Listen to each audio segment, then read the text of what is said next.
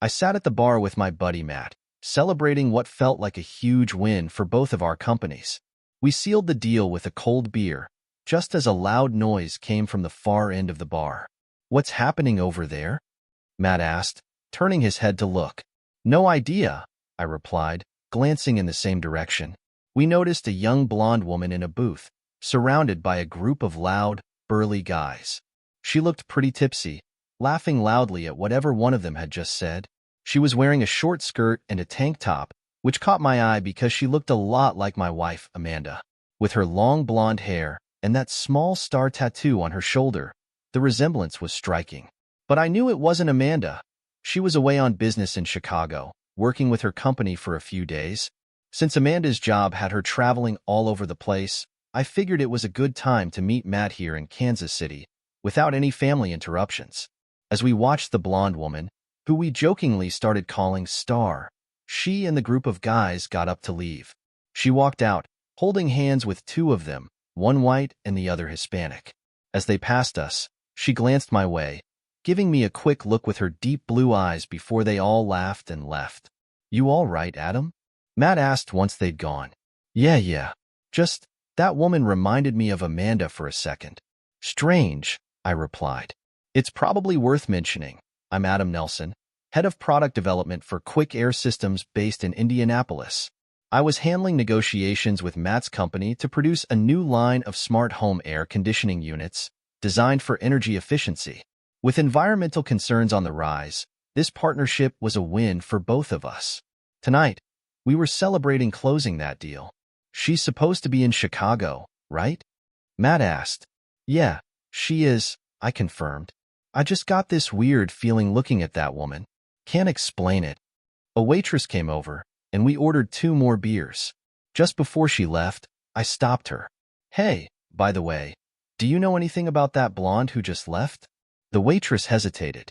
"Yeah, I've seen her here before. She's always hanging around with a group of guys. Be careful, she's trouble." I waved it off. "Just curious." After we finished our beers, Matt and I called it a night.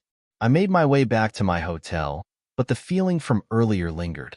Once in my room, I tried calling Amanda, but each call went straight to voicemail. That was strange.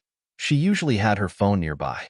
Feeling uneasy, I called the hotel where she was staying in Chicago, only to find out she had checked out earlier that morning. That was definitely odd, but Amanda's work trips sometimes involved last-minute changes, so I didn't jump to conclusions. Still, I shot her a text. "Hey, how's it going? Everything all right?" She replied pretty quickly. "Tired. Long day. Going to bed now." I followed up with, "Where are you?" "At the hotel. Where else?" She responded, which felt like a lie. If she wasn't still at the hotel, where had she gone? Her next text said, "I'll be home Friday evening, as planned. Love you." That felt like her way of shutting down the conversation, so I just replied with, "Love you, too." But my mind was racing. If Amanda wasn't in her hotel, where had she been all day? The next day, I went back home, still trying to shake off the strange feeling from the night before. When Friday arrived, Amanda was back before I got home. Her car was already in the garage, and I could hear the shower running upstairs. I undressed and decided to surprise her by joining her in the shower. When I opened the door, she screamed in surprise. "Hey, it's just me," I said, moving closer to hug her, but she pulled away. "You scared me half to death," she gasped, visibly shaken. "Can you give me a minute to finish up here? I'll be right out." I backed off, feeling awkward. "Sure, no problem," I said. "I just missed you, that's all." I left the bathroom, got dressed, and went downstairs to grab a beer. About 30 minutes later, Amanda came down in a t-shirt and shorts. "Sorry for snapping at you earlier," she said, giving me a quick hug. "I had a rough trip." I decided to bring up what was bothering me. "Yeah, I tried calling you on Wednesday, but all my calls went straight to voicemail." "Where were you?" "I was at the hotel," she replied, almost too quickly. "That's weird because I called, and they said you checked out that morning." She hesitated for a second.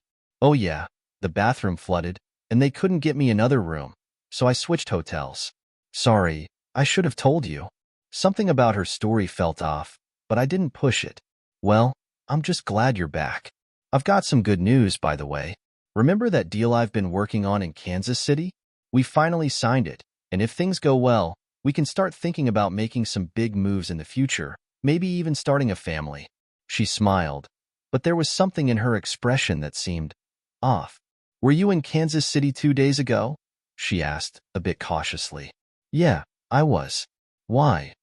You didn't mention that, she said, her tone slightly tense. It was last minute. I thought you were busy in Chicago, so I didn't want to bother you. I tried calling, but your phone was off, I explained. I'm sorry, she admitted. I should have kept you in the loop. I didn't mean to worry you. I reassured her. Hey, I've got news for you too, she announced. My territory's been expanded. I'm taking over for one of the other reps who's leaving. That means I'll be on the road even more, maybe 4 or 5 days a week. 4 or 5 days a week? Every week? I exclaimed, taken aback. I hardly see you as it is. How long is this going to last? I'm not sure, she replied, until they find someone to replace him, hopefully within the next 3 months. Damn, I muttered. When does this start? Monday. I'm flying out to Miami on Monday morning, she revealed. I found out about it last night when I checked into the office. It's been crazy. We had dinner, watched some TV, then headed to bed, where we made love before falling asleep. I wanted to spend as much time with her as possible before she left for Miami, so we went out dancing on Saturday night, which led to another night of wild physical intimacy. Sunday, we slept in and spent most of the morning in bed. She finally got up around 1 o'clock to start getting ready, and I got up too, doing my usual yard work. That evening, we ordered pizza and ended the night by making love again. As she was leaving for the airport on Monday morning, she kissed me and said with a playful grin, "Keep this nice and warm for me," running her hand down the front of my pants. "Count on it," I assured her, giving her a kiss goodbye before she left. She called me every evening while she was gone, just to check in and let me know she was okay. When she returned, we spent the weekend together, making love as though we hadn't seen each other in weeks. This routine continued for about 4 weeks, and then it happened. It was a Monday morning, and I had just arrived at the office, sipping my first cup of coffee. Amanda had left for New York on Sunday, mentioning she'd be arriving early Monday morning. She also said the trip could last at least 5 days, maybe longer, depending on how things went. I wasn't exactly thrilled, but she assured me it was important for her work, and we'd benefit from it if everything went well. After finishing my second cup of coffee, I returned to my office. Suddenly, I felt an urgent need to use the bathroom. As I stood in the men's room, an intense pain hit me, unlike anything I'd felt before. My mind immediately went back to the stories I'd heard from other guys during my Army days, and a horrible realization dawned on me. Amanda had given me something. I quickly informed my secretary that I needed to see the doctor and left the office. My primary care physician, Dr. Miller, had been with me since my time in the military, so I trusted him completely. After taking samples and running some tests, he returned with the diagnosis. "I'm sorry, Adam, but you've contracted gonorrhea," he said, giving me an antibiotic injection and prescribing some pills. He then asked me about my sexual history. "Have you had any other partners recently?" "I've only been with one person in the past 7 years, my wife, Amanda," I explained. "We've been married for 6 years, and before that, she was my only partner." He gave me a sympathetic look. "She needs to see a doctor, too," he advised, handing me a slip of paper with some instructions. "And no sexual activity for at least 2 weeks. "No problem there," I muttered. There was no way I was going to be intimate with Amanda after this. After settling the bill, I left the doctor's office. I called my boss to give him an update on the situation. He had gone through a divorce himself, so he understood what I was going through and gave me a couple of days off to handle things. Determined to find out what Amanda was up to and who she was seeing, I decided to reach out to a private investigator. After a quick search, I came across Hammer Investigations. "Hammer Investigations, how can I help you?" said a friendly female voice when I called. After introducing myself, I asked for a meeting. The receptionist told me I could come in right away, so I agreed and headed to their office. When I arrived, the receptionist greeted me with a warm smile and led me to Mr. Hammer's office. The building was located in a charming business park, not far from a doctor's office. I expected a dark, smoky room, but the office was surprisingly well lit and nicely furnished. "Mr. Hammer is expecting you. Please follow me," the receptionist said as she walked ahead of me. I couldn't help but notice her long legs and the way her hair swayed with each step. She knocked on the door and ushered me inside. A burly man stood up from his desk and extended his hand. "James Hammer," he introduced himself. "Please take a seat. Can I offer you something? Coffee? Tea?" "No, I'm good, thanks," I said, sitting down. Once the receptionist left, Hammer turned to me. "So, what can I do for you, Mr. Nelson?" I recounted the entire situation, and he took notes as I spoke. "Have you consulted a lawyer yet?" he asked. "Not yet," I admitted. "Well, we work with several lawyers in the area," he said. "I can recommend one if you'd like. That would be helpful." "Thank you," I replied. "Your wife is in New York right now?" he asked, and I nodded. "Is she traveling anywhere else this week?" "I don't know," I admitted. "She hasn't mentioned any other plans." "I can call her office and find out," he suggested. "Why don't we do that?" I agreed. Taking out my phone, I dialed her office. After a few rings, her secretary, Janice, picked up. I asked to speak with Amanda's assistant, Patricia. Soon, Patricia was on the line. "Hi, Pat. It's Adam Nelson. Could you give me some details about my wife's schedule? She usually leaves it with me before her trips, but I must have misplaced it." "I'm sorry, Mr. Nelson, but Amanda doesn't work here anymore," Patricia said, sounding surprised. "Didn't she tell you?" "Tell me what?" I asked, confused. "She resigned about a month ago," Patricia clarified. "I'm surprised she didn't mention anything about leaving," I remarked. "Did she say why she quit?" "Something about a better opportunity to earn more money," Patricia informed me. "Did she say where she'd be working?" I pressed.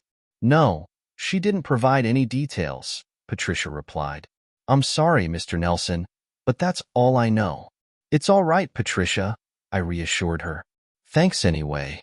After ending the call, I filled James in on the details.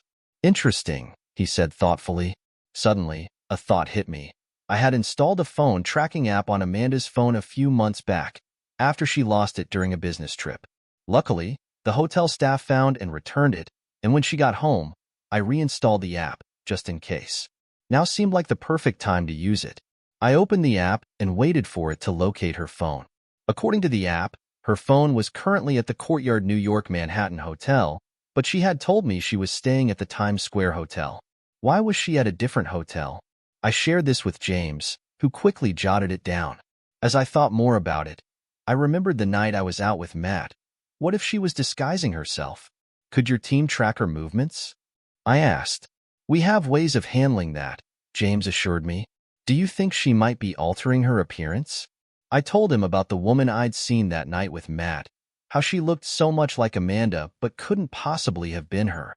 After a brief pause, James responded, "This is looking like more than just a simple case of infidelity.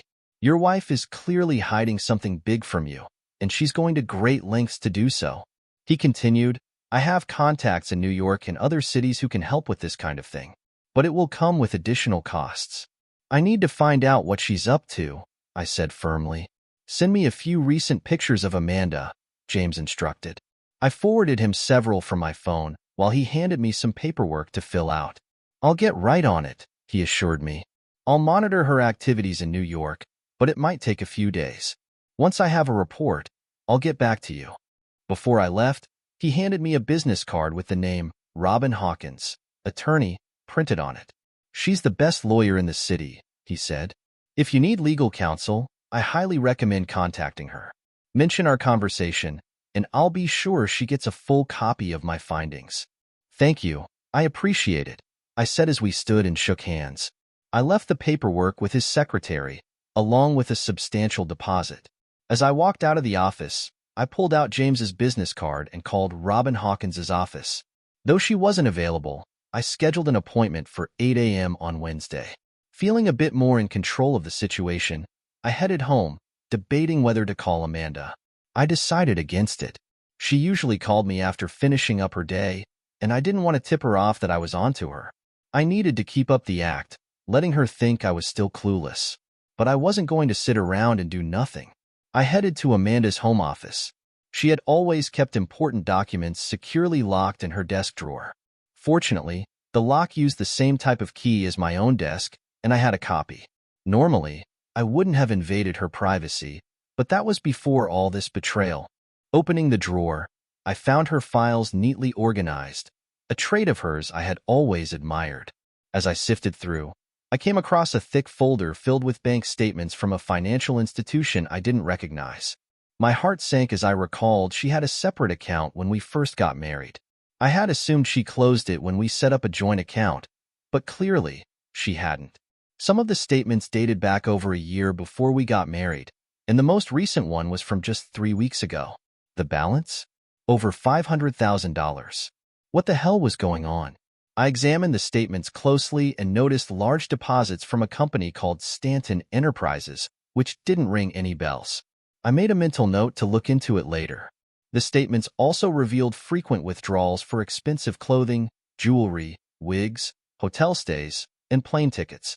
One of the tickets stood out, a round-trip flight from Houston to Oklahoma City, purchased just days before my business trip with Matt. Could Amanda have been the woman I saw at the bar that night? Digging deeper, I found something that turned my stomach. 3 payments to Planned Parenthood. The first was made a year after we got married, followed by 2 more, spaced 1 and 2 years apart. I kept looking, desperate for clarity, and found another folder containing medical records and receipts from various doctors and clinics. The most recent one was from her visit to a doctor just before her latest trip. The diagnosis? Gonorrhea. On top of that, I found receipts for 3 D&C procedures, each from different clinics. I didn't need to look any further. The truth was staring me in the face, and it was worse than I ever imagined. I knew exactly what those papers meant.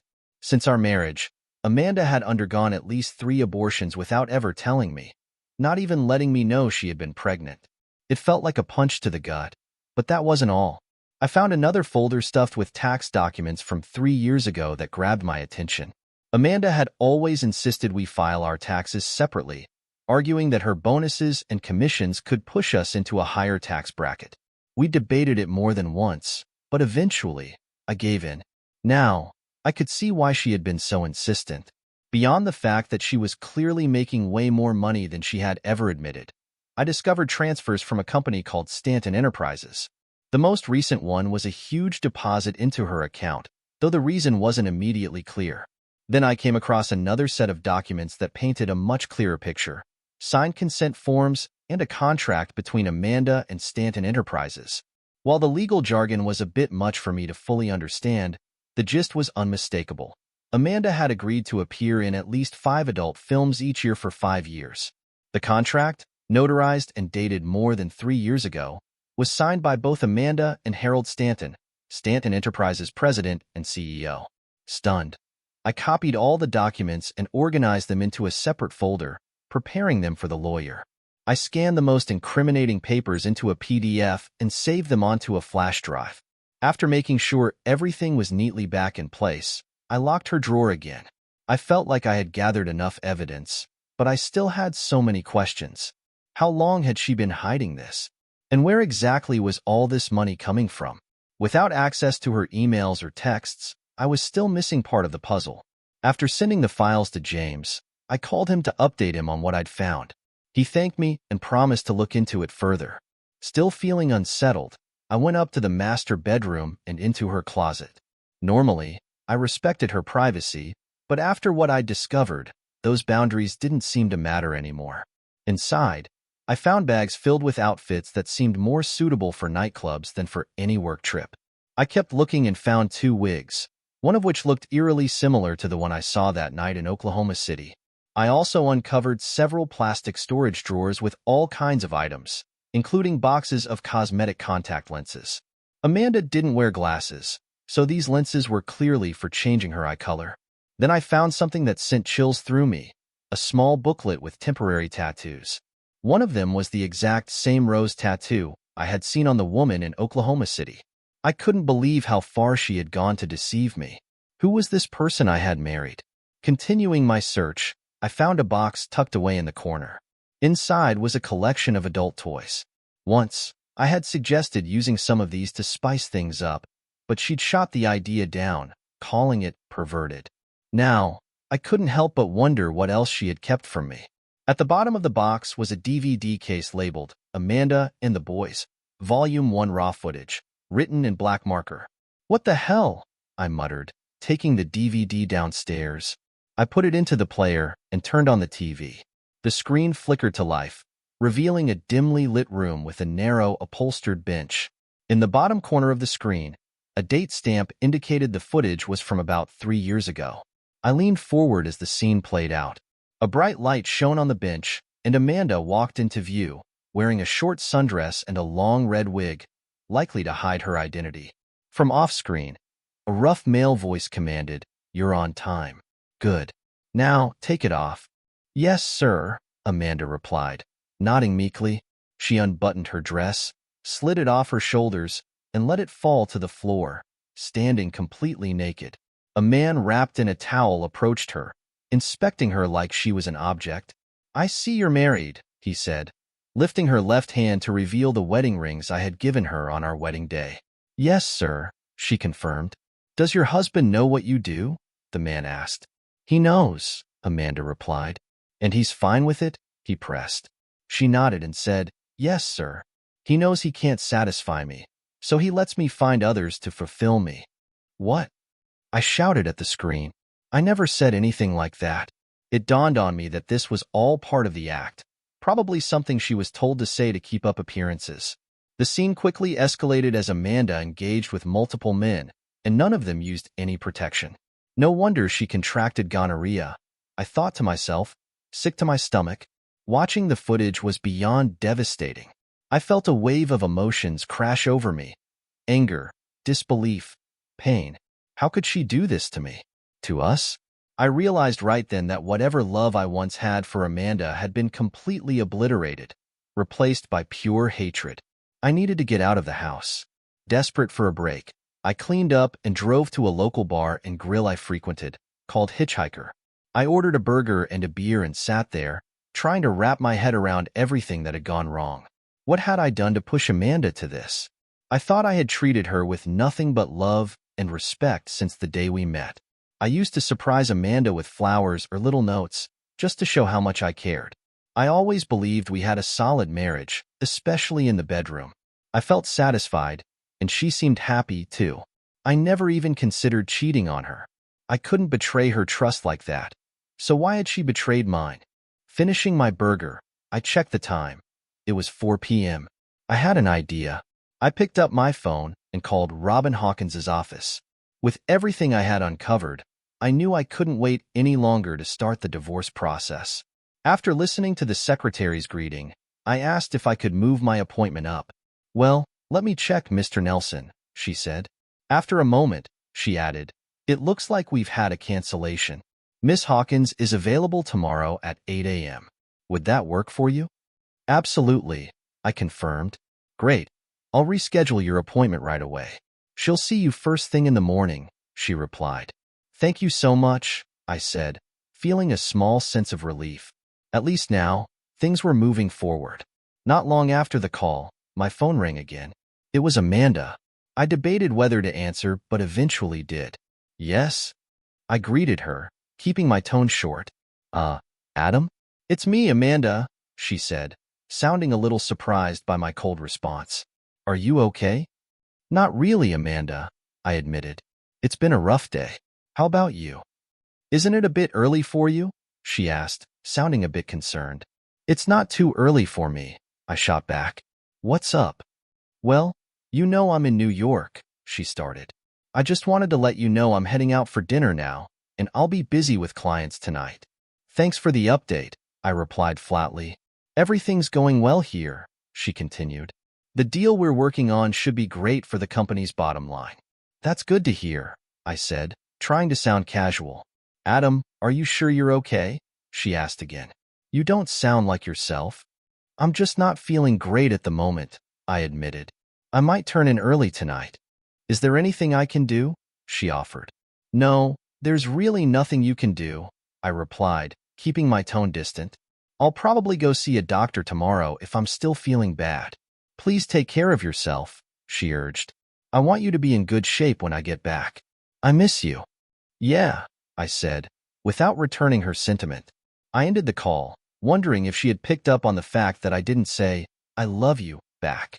But honestly, I didn't care anymore.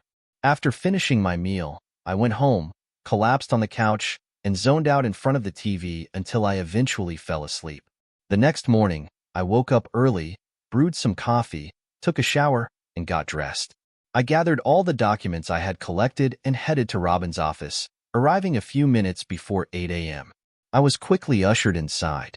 Robin stood up from her desk and shook my hand. Good morning, Mr. Nelson. She greeted me warmly. What can we help you with today? I recounted everything I had discovered and placed the large folder of evidence on her desk.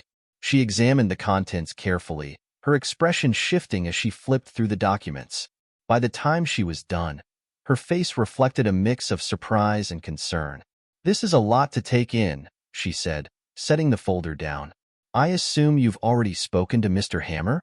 Yes, I confirmed. I've provided him with some of this information as well. He's keeping an eye on her activities in New York. Understood, she nodded. What's your main goal in this situation? Simply put, I said firmly, I want her out of my life. I plan to keep the house, my pension, and as much of my assets as possible. From what I've found, she's got a significant amount of money in her accounts, so I don't intend to provide any financial support. Robin glanced back at the financial documents. It looks like she's earned quite a bit more than you, she observed. However, spousal support shouldn't be much of an issue. The court may require you to sell the house and split the proceeds, along with some joint assets, but I'll do my best to minimize that. Fortunately, in this state, you can file based on infidelity, which many judges consider when dividing assets. I want to make sure everything's in place before she returns on Sunday, I informed her. Of course, she said. That gives me enough time to prepare the necessary paperwork and get the process started. She handed me her business card, writing her personal cell number on the back. Call me if anything comes up, she added. And try not to make any impulsive decisions. I'll be in touch once the documents are ready to go. Thank you, I said, genuinely grateful. Robin gave me a reassuring smile, signaling that our meeting was over. We shook hands, and I left her office. After stopping by the secretary's desk to settle the advance payment, I headed out. The next 2 days passed quietly. I kept my routine the same. Wake up, go to work, come home, eat, sleep. My boss had offered me some time off, but I turned him down. Staying busy helped me keep my mind off things. Then, on Thursday afternoon, Robin called. She asked me to come in the next morning for a meeting with both her and James. I agreed and let my boss know I'd need Friday off. He was understanding, as usual. Later that evening, Amanda called again. Just wanted to let you know everything's on track, she said. I'll be home Sunday afternoon. That's good to hear, I replied, trying to keep things neutral. What time do you expect to be home? I asked. I'll grab a taxi from the airport and should be home around 1 p.m., Amanda informed me. Then we can celebrate, she added with a playful tone. Are you excited? Yes, absolutely, I replied, playing along. All right, honey, she said. See you then. I hope you've been taking your vitamins because I plan to wear you out when I get back. I forced a chuckle. Sounds like a plan, I remarked, keeping my voice even. See you then. As I hung up, I leaned back in my chair with a smirk. Someone's in for a big surprise, I thought. The next morning, I arrived at Robin's office a bit early and was escorted to the conference room. I shook hands with James and Robin and was introduced to two serious-looking men in dark suits. Adam, meet Agent Smith and Special Agent Jones from the FBI, Robin said. The FBI? I exclaimed, startled. Why are they involved? We'll get to that in a moment, Robin replied, motioning for us to sit down. Let's start with the basics. Once seated, Robin produced a set of divorce papers. These were officially filed in court yesterday. As per your request, she informed me. You said your wife is returning tomorrow at 1 p.m., correct? Yes, that's right, I confirmed. Good, she continued, sliding the papers over to James. James will deliver these to her. He's a notary, so he can witness her signature. I expect she'll cooperate once she realizes the gravity of her situation. James placed the papers into his briefcase, then pulled out a thick folder and a stack of DVDs, placing them on the table. What's all this? I asked, eyeing the pile. This is my final report, James said. He opened the folder and handed me a photo of a greasy-looking man with slicked-back hair. Who's this guy? I asked, immediately feeling uneasy. That's Harold Stanton, James replied with a chuckle. And you're right, he's as sleazy as he looks. He's the CEO of Stanton Enterprises, based in Richmond, Virginia. He runs a chain of strip clubs and is deeply involved in the adult film industry. Quite the character. A few years back, he even ran for Congress but ended up embarrassing himself with wild online rants. About 5 years ago, he started an exclusive men's club with some interesting membership requirements. What kind of requirements? I asked, not sure I wanted to know. Well, James hesitated. Members must be, let's say, well endowed. At least 9 inches. I raised my eyebrows. Seriously? Yep, that's the rule, James confirmed. The club's got branches across the country. They meet a couple of times a month for wild parties, and sometimes they recruit local women. So Amanda was one of those women? I asked, feeling the weight of it settle in. Yes, James confirmed. She's been involved for at least 5 years. 5 years? I muttered, shaking my head. How did she manage that with her work schedule? James explained, from what we've gathered, she would cut her business trips short by a day or two to attend these events. Afterward, she'd take another day or two to recover before coming home. She thought the gap between trips and her return would be enough to keep you from noticing any changes. I clenched my fists under the table, furious at the thought of how long she'd been deceiving me. She went to great lengths to hide her double life, James continued. She disguised herself with wigs, colored contacts, and temporary tattoos. Since she knew you respected her privacy, she kept her tools of deception in her closet and desk. I remembered the items I'd found. Everything was starting to make sense now. James continued, about 3 years ago, Stanton decided to film the club's monthly gatherings and sell the footage. Each participant got a cut of the profits. Amanda agreed to be part of it, signing a contract to appear in at least 5 films a year. So far, she starred in 15 of Stanton's films, James revealed, gesturing toward the stack of DVDs. Stanton uploaded clips from these films, promotional excerpts, 5 to 10 minutes long, to various adult websites. These clips have racked up hundreds of thousands of views. Your wife is somewhat of a star now. I felt sick to my stomach. And that's not the worst of it, James added. About a month ago, Stanton hired Amanda full-time. She's not only performing but also recruiting and training other women to join. I sat there, completely numb, processing everything James had just told me. So why is the FBI involved? I finally asked, trying to focus on the bigger picture. Special Agent Jones spoke up. Do you remember that case involving a local actress a few years ago, tied to an underground exploitation ring? Yeah, vaguely, I said. Didn't the ringleader get a hefty prison sentence for that? That's right, Jones confirmed. He was sentenced to 120 years in federal prison. We believe something similar is going on with Stanton and his operation. We can't share all the details just yet, Agent Smith added. But we believe your wife is deeply entangled in this scheme. We're going to need your cooperation to bring her in. I nodded, fully aware of the gravity of the situation. I'll do whatever I can to help, I assured them. If Amanda is involved in something like this, I won't stand by and let it happen. For the next hour, we discussed the plan, going over strategies for how to handle Amanda's return and the FBI's role in her apprehension. I listened closely as Agents Smith and Jones laid out their plan, and the rest of us provided feedback. Eventually, we agreed on a solid course of action. All right, Mr. Nelson, Agent Jones said as he stood up. We'll see you on Sunday. Sounds good, Agent Jones, I replied, shaking his hand firmly. After we exchanged goodbyes, I watched the agents leave the room. I'm truly sorry you're going through this, Adam, Robin said softly. This situation is, well, it's beyond anything I've seen before. I've never handled a case like this. I still can't believe she fooled me for so long, I admitted, shaking my head. I feel like such an idiot.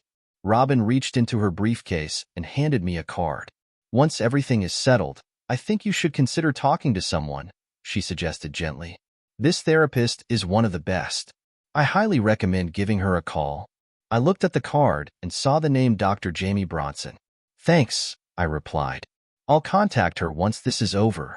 Good idea, Robin agreed. I shook her hand, gathered the files James had prepared, and headed home.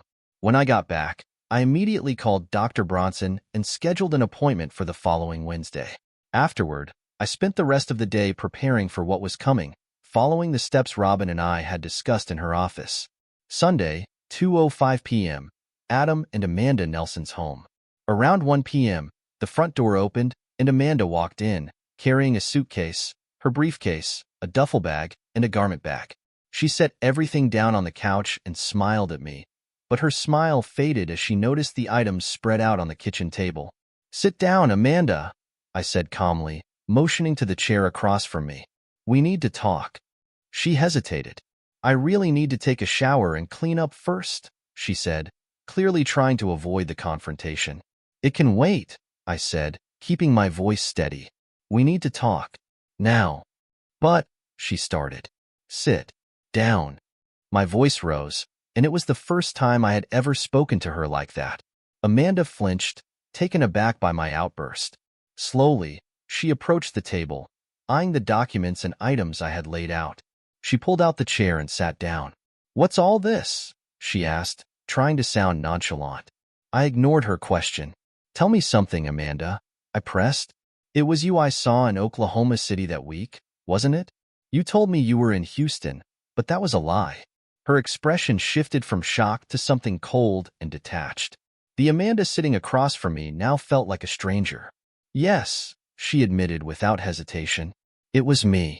I was surprised to see you there, and half expected you to do something. It's a good thing you didn't.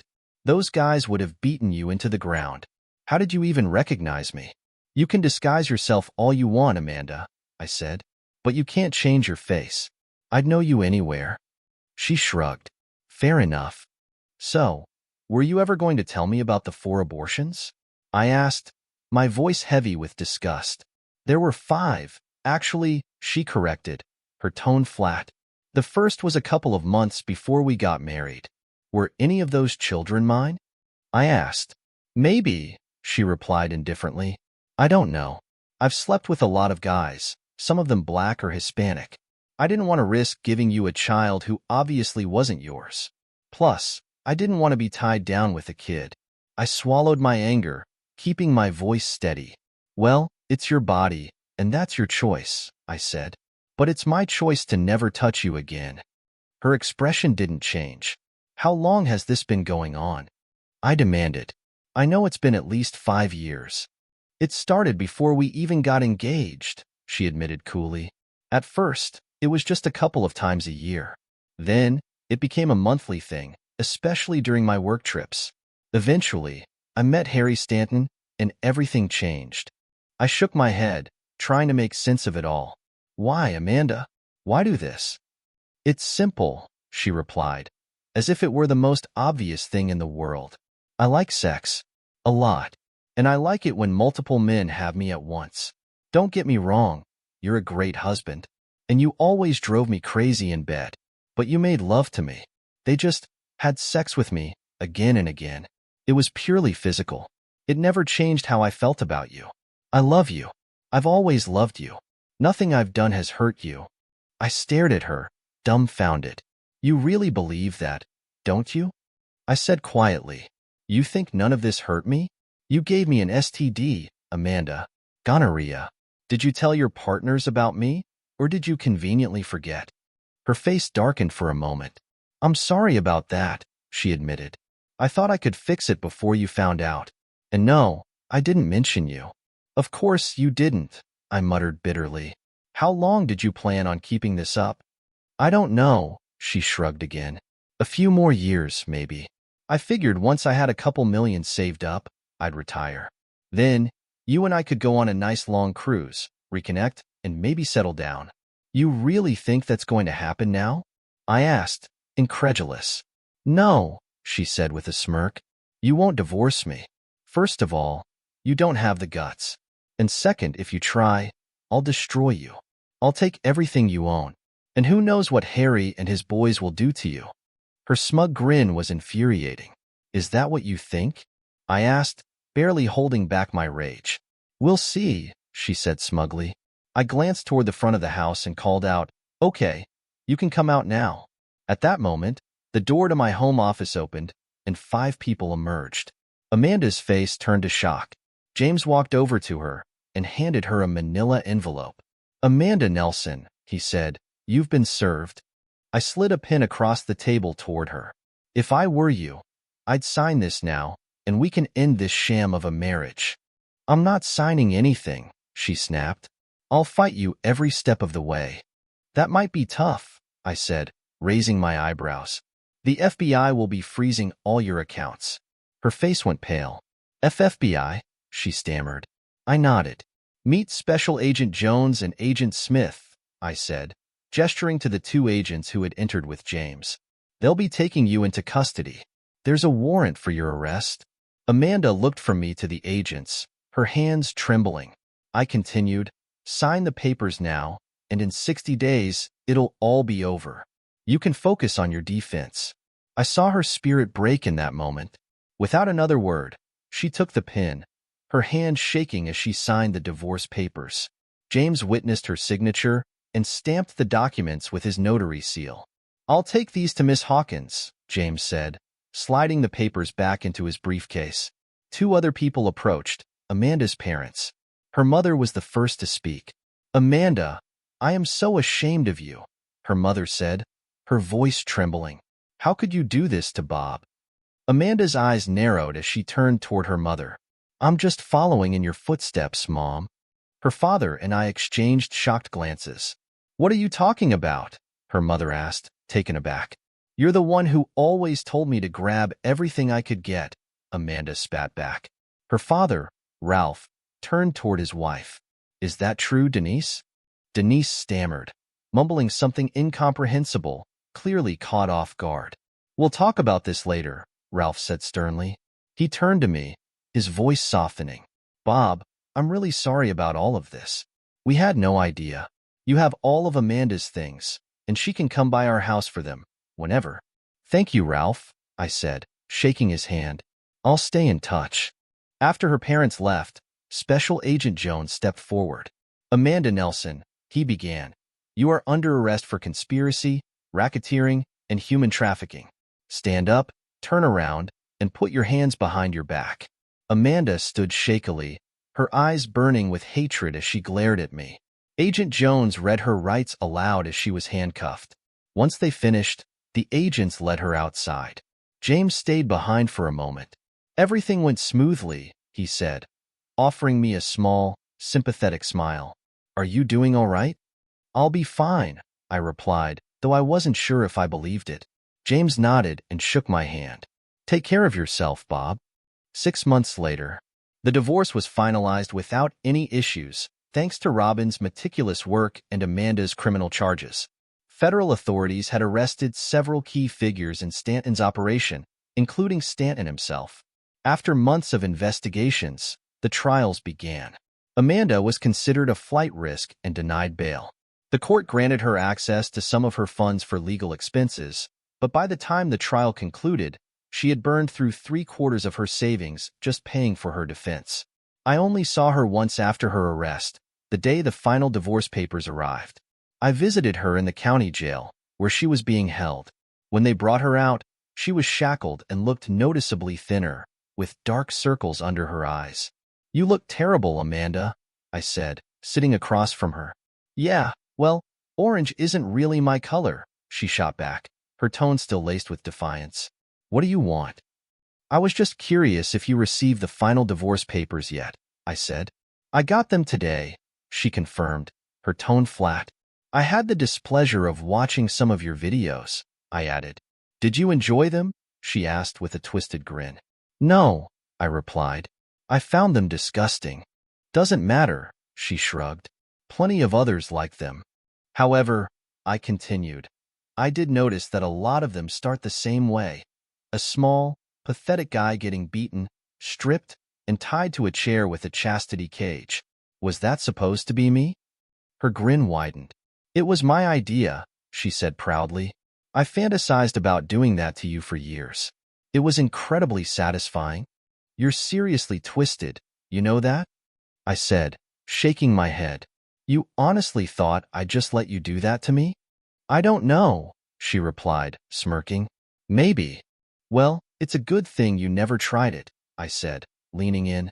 I've never laid a hand on a woman, but if you had tried, I would have been tempted to end you. She stared at me, shocked by my words. I've also heard about what you and Stanton did to those girls, I continued. How do you even sleep at night? What do you expect? She spat. Should I start crying? Begging for forgiveness? No, I said calmly. I'd expect that from someone with a conscience, but we both know that's not you. We sat in silence for a moment before I stood to leave. Looking back, I said, it's probably for the best you never had kids. You were a terrible wife, and you'd have been an even worse mother. With that, I turned and walked out, leaving her shackled to the table behind me. I thought I caught a glimpse of sadness in her eyes, but honestly, I didn't care. I pressed on. Why don't you do us all a favor and end it? I asked. Her eyes widened in shock. What? The world already has enough problems, I said coldly. We don't need you wasting air. I stood up, ready to leave. Oh my God. I turned you into a monster, didn't I? Amanda asked, her voice trembling. You really despise me, don't you? Did you figure all this out on your own? I asked, ignoring her question. Yes, she admitted. I can see now that you truly loathe me. I do, I replied. I despise you with every fiber of my being. Because of you, I doubt I'll ever love or trust another woman again. I hope it was worth it. Enjoy the rest of your sorry life. With that, I turned and walked away. I thought I heard her start to sob, but I didn't care. I wanted to hurt her with my words, and I hoped my message hit its mark. Not long after that final meeting, Amanda decided to cooperate with the authorities. She provided federal investigators with all the information they needed in exchange for a reduced sentence. She pleaded guilty to lesser charges and was sentenced to 5 years in prison. James told me she would likely spend most of that time in isolation at an undisclosed location due to her cooperation. Thanks to Amanda's testimony, Stanton was sentenced to 105 years in prison. The thought of him rotting away for the rest of his life brought a smirk to my face. The rest of his team received similarly harsh sentences. As for Amanda's parents, Ralph and Denise, they hit a rough patch. After a heated argument at my place, they separated for a few months. Denise swore she hadn't cheated, but Ralph struggled to trust her. They nearly divorced but decided to go to counseling. While they're still together, their relationship remains strained. As for me, I moved on, determined to rid Amanda from my life for good. I sold the house and bought a new apartment closer to my job. I started hitting the gym regularly to get back in shape. I even dated and slept with a few women, but none of them resonated with me the way I had hoped. Therapy with Dr. Bronson has been incredibly helpful. She's been guiding me through the layers of pain and betrayal, but I know I still have a long road ahead. Unless you've been through it, you can't understand the deep agony of being betrayed by someone you loved and trusted for years. Amanda's betrayal left scars, but things are slowly looking up. I've got my job, my new place, and most importantly, my freedom. I've noticed a few women at work showing interest in the new me. Yes, I'm still working through my problems, but who knows? Tomorrow is a new day.